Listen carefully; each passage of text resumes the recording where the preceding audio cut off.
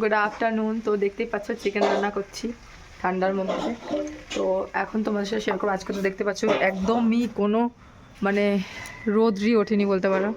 তো আমাদের কাছে জবা ফুলগুলো দেখো কীরকম ফুটছে, মানে কুড়ির মতো হয়েই রয়েছে। মানে আজকে শুধু কুয়াশা দেখতে পাচ্ছি, সকালে উঠে শুধু কুয়াশা দেখেছি। তো দেখতেই পাচ্ছ। তো এখন তোমার সাথে শেয়ার করবো। দেখো আমাদের যে আমি তোমার সাথে শেয়ার করেছিলাম অলরেডি, আমাদের বাড়িতে পালং শাক হয়েছিল, গাঁদা ফুল গাছ হয়েছিল। তো দেখো পালং শাকগুলো কত বড় হয়েছে, দেখো এক্স্যাক্টলি। এবার এগুলোকে শীষ পালং হবে এর মধ্যে। আর এগুলো দেখো ফুল, শীতকাল মানেই তো ফুল, জানোই ভালো করে। গাঁদা ফুল তো হবে, তাও গাঁদা ফুলের দাম কমছে না। শীতকালে এত ফুল হয়, তাও গাঁদা ফুলের দাম কমছে না।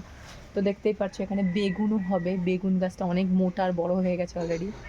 আর এইখানে হচ্ছে পালং শাকগুলোতে শীষ। আর ধনে পাতা গাছ দেখো কত বড় হয়ে গেছে।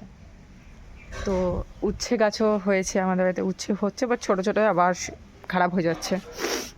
তো বেসিক্যালি আমাদের শীষ পালং হয়ে গেছে। কারা কারা শীষ পালং খাবে আমাকে কমেন্টস করে জানিও, আমি তাদের বাড়িতে পাঠিয়ে দেবো, অথবা আমাদের বাড়িতে এসে নিয়ে যেও। পালং শাকগুলো অনেক বড় হয়ে গেছে, দেখতেই পারছো। আর দেখো এরকম পুরো জায়গাটা জুড়ে উচ্ছে হয়েছে। উচ্ছে অনেক ছোটো ছোটো হয়েছে, বাট এগুলো ভালো হয় না, খারাপ হয়ে যায়।